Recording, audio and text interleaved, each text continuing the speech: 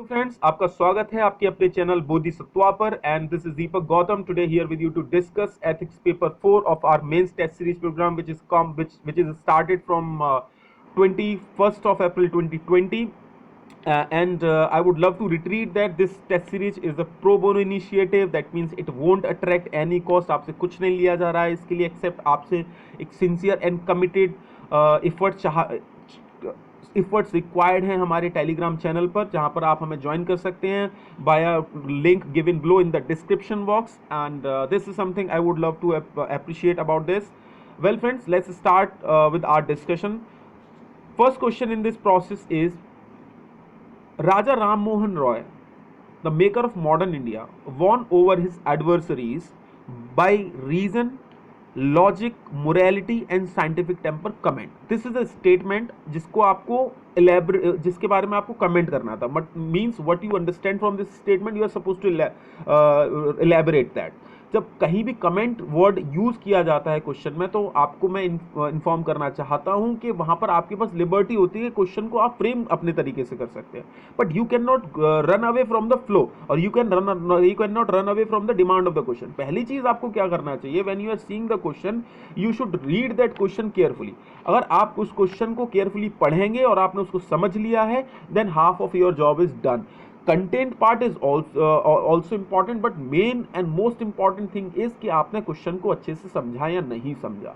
और आप लोगों के साथ क्या हो रहा है, many of you are a very bright student and I am astonished कि आपको जितना कंटेंट इन्फॉर्मेशन है वो बहुत अच्छा इन्फॉर्मेशन है, लेकिन आप करते क्या है, आप कंटेंट एनरिचमेंट को या कंटेंट को ज़्यादा से ज़्यादा डालने की कोशिश में आप भूल जाते हैं कि आप क्वेश्चन की डिमांड को कैटर नहीं कर पाए. अगर आपने डिमांड कैटर नहीं करी, आप कितना भी कंटेंट डाल दीजिए, आपको वही 2.5-3 मार्क्स आपको 6 में से मिल जाएगा. But if you wanted to get to 4.5, 4 और maximum 5 can be there, it very rare to get, but 4, 4.5 or 3.5, that marks you can get only when you know you have touched the theme of the question or you are going on the right path. So in this question, the question was about राजा राम मोहन राय, क्या challenges वो face, किन किन चीज़ों को oppose कर रहे थे and क्या वे उन्होंने एम्प्लॉय करा. So in the first question you can introduce about Raja Ram Mohan Roy could be a harbinger of modernity and he altered the discourses which were going on in the domain of middle class intelligence, and later on it was boiled down to the masses. Further, he was also determined opponent of किस चीज को oppose कर रहे थे वो. He was opposing all these things with deplorable condition of women, sati, child marriage, and so on and so forth, religious orthodoxy. And while opposing these things and opposing the supporters of these things, what tactics he employed, what was his response? So his response was first, if you will read, he was champion of reason and logic. So what he did, he brought the real source which was there in the Vedas and Upanishad to counter the traditional claim made by the people regarding the sati. तो अब जब आपके पास एक claim होगा, आप कहेंगे कि जी सती है, बोले कहाँ है, कि वेदों में लिखा है. बोले वेदों में कहाँ है, बोले पुराणों में लिखा है. बोले पुराणों में तो बोले वेदों में लिखा है, उपनिषद में लिखा है. तो आपने उपनिषद ला के रख दिए, आपने वेद ला के रख दिए. बोले यहाँ बताइए कहाँ पर लिखा है. तो बोले पुराणों पे लिखा है. बोले ऑथेंटिक क्या है, बोले वेद ऑथेंटिक है, पुराण ऑथेंटिक है. तो आप बोलोगे वेद ऑथेंटिक है. जब वेद में जो चीज़ नहीं दे रखी है आप उसको क्यों मान सकते हैं. तो वो लॉजिक और रीजन आप दे रहे हैं सामने वाले को, तो सामने वाला अपने आप डिफीट हो जा रहा है. Further he also employed tactics of debate and discussion. He created Atmiya Sabha to bring people on the surface. तो आपने क्या करा, आपने आत्मीय सभा जैसे इंस्टीट्यूशन को एवॉल्व कराया और लोगों को लाया कि आप उस प्लेटफॉर्म पे आइए, डिस्कस करिए. जहां पर डिस्कशन होगा वहां पर आप अपने पॉइंट्स को रख सकते हैं और सामने वाले को आप डिफीट कर सकते हैं. So he employed that tactics. He also use the mean of publishing newspaper, pamphlets, books, whatever he could do. So Miratul Akhbar, Sambad Kaumudi, everything was there so that his access can be there. And similarly he also brought into the domain a balance between the thoughts of western thought and eastern thoughts so that people can acclimatize themselves with both of them. This is something he was supporting to. So that is where you are supposed to write the question, and that's how he defeating. आप लिख रहे हैं कि उन्होंने ये establish करा, but क्यों sorry क्यों establish करा और किस तरीके से उन्होंने उस चीज को enhance करा. फाइन, तो ये आपको इस क्वेश्चन में लिखना था. Next question was about Saptanga system. Saptanga system में आपको पता है Arthashastra was the earliest treatise on the subject of statecraft and administration. And believe me, the majority of those concepts which were laid down there are applicable to modern scenario with modification or without modification. Fine, so let's read them first. The king, he was talking about the monarch, but we do not appreciate this value as of now. But he wants the kings to be agile. He wants the king to keep the naysayers to his close, or the critic to his close. He was also given the responsibility that the happiness of the masses lies, happiness of the king lies in the happiness of the masses. So today we also want our politicians and our rural with the same spirit. Further, amatya ministers should be intelligent, they should be educated. आजकल देखते हैं आप issues आते हैं कि degree नहीं है, एक इंटेलिजेंस नहीं है, एक्यूमेन नहीं है, बट मिनिस्टर बना दिए गए। ऐसे लोगों को नहीं बनाना है, आपको कैपेबल इंडिविजुअल को बनाना है, और वो जो चीज़ों को सही तरीके से चला सके, और वो इंडिविजुअल जो आपको क्रिटिकली रिव्यू कर सके, आपकी ओपिनियंस को क्रिटिकली रिव्यू कर सके। हमारी एग्जिस्टिंग गवर्नमेंट में ये एक इशू है कि यहाँ पर क्या है, नेसेयर्स को बिल्कुल भी एक्सेप्ट नहीं करा जाता है। Sorry, but it is a reality. This is also my government, and I have also all the rights to support it, or to be critic of the same. Further, Janpada, next were Durga. Forts, when he was talking about the fort, he was talking about different kind of, because forts are having very strategic location, very strategic importance. So their location is to be very strategic. So he was talking about the trench fort के बारे में बात करे जाते हैं, forest fort के बारे में बात करी जाती है, हिल फोर्ट्स के बारे में, रेवरान फोर्ट्स के बारे में बात करी जाती है, तो good number of forts he was talking about. So Kosha, treasury के बारे में आप बात करते हैं, तो as of now we are also facing the economic crisis due to कोविड-19. कौटिल्य बोलते हैं कि there should be a sufficient resources in the coffin of the state, and that state should strive to replenish it through new source of income. यानी कि state को नई source of income को generate करना है, अपने कोष को अच्छा बनाए रखने के लिए. ये चीज आज के लिए भी एप्लीकेबल उतनी है जितनी ये पहले थी. Next he was talking about the army. He want the army to be well equipped, well fed, well satisfied. Okay, it should not be like, अभी आप मॉडर्न कंटेक्स्ट में देखो तो वेल इक्विप्ड हमारी आर्मी नहीं है, क्योंकि अगर आप कैग की रिपोर्ट उठा के देखें तो आपके पास कुछ ही दिन का एमिनेशन है जिससे आप फाइट कर सकते हैं. There is still lacking the smart technologies like smart arms ammunition system, night vision cameras, bullet proof jackets, इन सब की कमी हमारे यहाँ रही है. और ऊपर से अगर आप देखते हैं तो कई वीडियोज आपके पास आती हैं, BSF का जवान क्लिक कर रहा है कि what sort of food they are being prefer, they are being serve, तो वो फूड वो लोग एक्सेप्ट नहीं करते. और being a person who is working in those hard environment, आप उम्मीद करते हो कि उनको कुछ चीज़ें, कुछ प्रिविलेजेस अच्छे मिले. So this is something he was emphasising on. The next question was again Saptanga का क्वेश्चन. जिनको पता था उन्होंने अच्छा लिखा, but when it's come to the Tagore, मैं जहां भी देखिए ये पेपर थोड़ा सा डिफिकल्ट था, जहां पर भी मैं थोड़ा सा क्वेश्चन को ट्विस्ट कर दे रहा हूं, आप फॉल्टर हो जा रहे हो. ठीक है, तो इस चीज को आपको थोड़ा सा ना बच के चलना है कि आप उस चीज को समझें. जैसे कि इस क्वेश्चन को आप पढ़ें, थर्ड क्वेश्चन को. It is about being a arch patriot and a staunch nationalist, Tagore was true believer in universality as well as humanity rather than radical nationalism. आप अगर वर्ड्स को पढ़ें तो आप कई जगह पर पैट्रियट आ रहा है, नेशनलिज्म आ रहा है, रेडिकल नेशनलिज्म आ रहा है, उसके बीच में कहीं ह्यूमैनिटी और यूनिवर्सैलिटी आ रही है. तो आपको इस चीज को रीड आउट करना था. तो आपने क्या करा, आपने एक्सेप्ट 1 और 2 स्टूडेंट, सबने उसको किस वे पे लिखा, उसने सबको ह्यूमैनिटी पे लिखा, यूनिवर्सैलिटी पे लिखा. वो नहीं था, आपसे वो व्यू नहीं पूछा जा रहा. क्योंकि ये क्वेश्चन कभी पूछा गया प्रीवियस ईयर एग्जाम में उस तरीके से, तो आपने वो प्रिपेयर कर रखा था, आपने जो कंटेंट फॉलो करा आपने उसको उसी तरीके से मैनेज करने की कोशिश करी. लेकिन आप उसको 1-2 नए डायमेंशंस पर भी तो जाके ऐड करिए. So when it's about the Tagore nationalism was universal nationalism. He used to believe in the some sort of similar stateless boundary कि humanity respect होनी चाहिए. जब तक आप एक individual nation की बात करोगे, एक individual की बात करोगे तो वो सही नहीं है.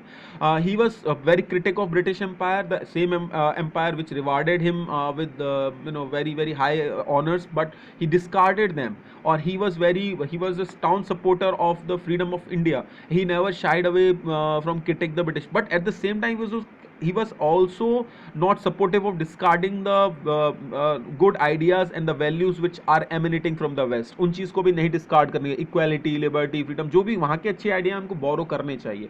और उन्होंने बोला है कि इंडिया को इंट्रोस्पेक्ट भी करना चाहिए at the same time. he was believer in the Swadeshi, but he was not opposed to the technological development also, because humanity needs technological development, but that is to be rationalized. So these are the things. जब आप he was talking about the morality in the politics, क्योंकि he was reflecting on the condition which were prevailing in the western Europe. western Europe में कौन सी condition prevail कर रही थी? वहाँ पर हिटलर, नेपोलियन, और अगर एशियन कॉन्टिनेंट में देखें तो आप जापान, ऐसे रेडिकल नेशनलिज्म आ रहे थे, और उनका थ्रू क्या था? पॉलिटिक्स। तो पॉलिटिक्स भी मोरल होनी चाहिए, तो जो कॉलोनियल पॉलिटिक्स है वो भी मोरल होनी चाहिए। तो this is something he was reflecting on, और जो भी नेशनलिज्म के बारे में he was reflecting, we should see it today. Okay, narrow definition of nationalism is not good, कि मेरा कल्चर महान, मेरी चीज़ें महान, ये अच्छा है, हिंदू अच्छा है, मुस्लिम अच्छा है, क्रिश्चियन अच्छा है, ये सब चीज़ें नहीं होनी चाहिए। They all weakened the hold of nationality, the feeling of nationalism. So this is something he was reflecting on, और आपको इस चीज को ही रिफ्लेक्ट करना था। So let's go to the fourth question. Fourth question was again on the easier line. It was easy question. आपको discrimination, देखिए जो सिलेबस में चीजें दे रखी हैं एज इट इज, आपको उस पर एक अच्छा मैटर तैयार करने की जरूरत है, और इस चीज को समझने वाली भी बात भी, क्योंकि वो स्ट्रेट पूछा जाता है। सिलेबस इसीलिए बहुत इंपॉर्टेंट है, आप लोग सिलेबस को ना अवॉइड करें कभी भी अपनी स्टडी करते समय। So discrimination is all about unfair treatment और prejudicial treatment on the basis of certain religion, race, caste, sex, place of birth, whatever you can enumerate in that. But it is very difficult to define, because आप उस behavioural aspect को समझ नहीं पाते कि internally देखिए मेरे अंदर क्या है, आप नहीं समझ सकते। मैं डिस्क्रिमिनेट कर रहा हूँ, आप मेरे पास जॉब लेने आए, मुझे पता था आप पर्टिकुलर रिलीजन से या पर्टिकुलर कास्ट से बिलोंग करते हो, और मुझे लगता है कि उस कास्ट को मुझे नहीं अप्रिशिएट करना चाहिए, तो मैं उसको अप्रिशिएट नहीं करता हूँ, तो मैं आपको कैपेबिलिटी के बेसिस पर हटा दूंगा। ओके, तो ये this is something which we suppose to be understood. So when we are comparatively studying it, the stereotype and prejudice. So prejudice is all about a particular attitudinal aspect, it is a cognitive aspect. So cognition में आपके है, but जब वो behavioral में आ जाता है तो वो आपका क्या बन जाता है? Discrimination. So you can reflect on these in the model answer.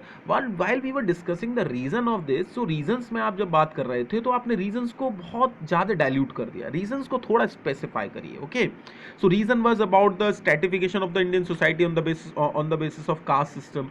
तो स्ट्रेटिफिकेशन ऑलरेडी हो चुका है कि भैया ये स्कैवेंजरिंग का काम एक पर्टिकुलर सेक्शन करेगा, फ्लीश रिमूवल का काम एनिमल से एक पर्टिकुलर सेक्शन करेगा। तो वो सब क्या है कि अब हमारे दिमागों ने, ये आदमी का तो काम ही वही है, तो इसको तो वही काम करना चाहिए। तो मेरा डिस्क्रिमिनेशन हो गया, प्रेजुडिस हो गया। वो प्रेजुडिस क्या हुआ? जब वो आदमी आया मेरे पास एम्प्लॉयमेंट लेने, तो मुझे लगा नहीं वो he belongs to that particular culture, I should not allow him to be the part of the mainstream economic opportunities.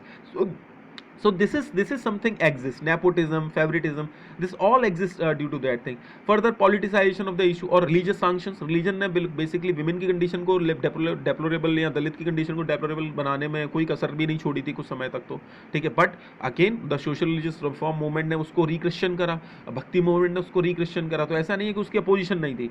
जो कास्ट सिस्टम का मेन जो एट्रीब्यूट्स अभी हमें मिलता है, तो ब्रिटिश कॉलोनियल इनहेरिटेंस है।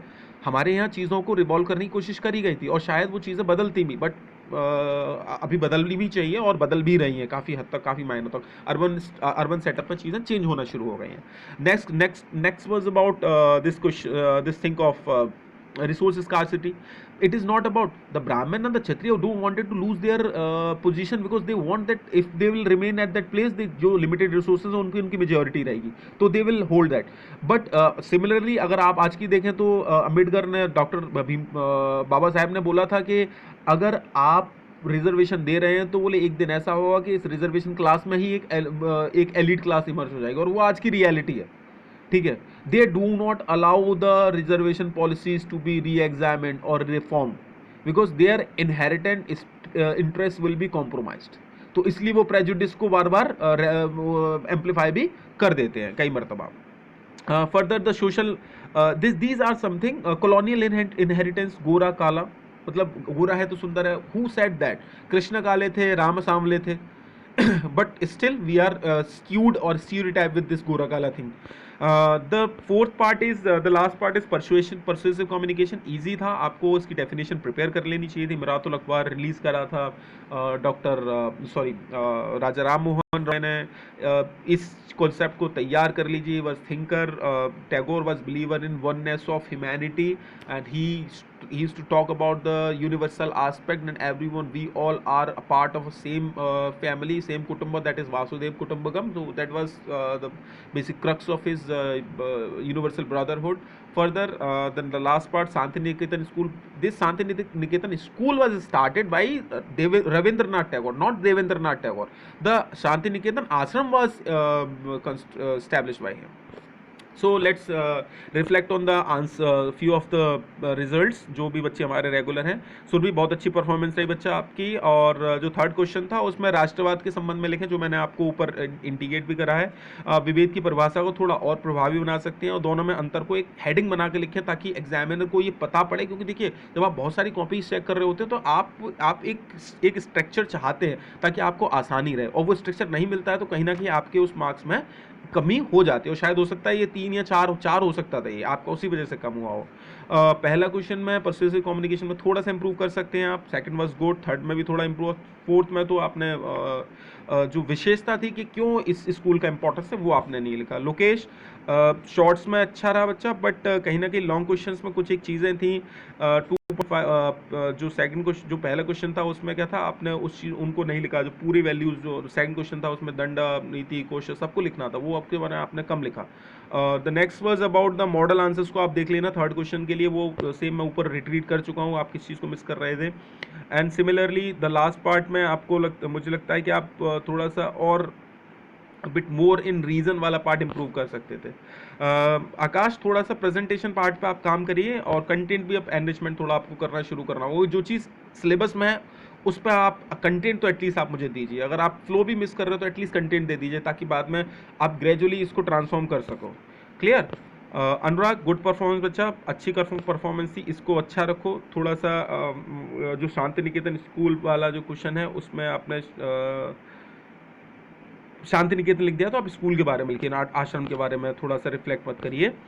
Shweta good performance.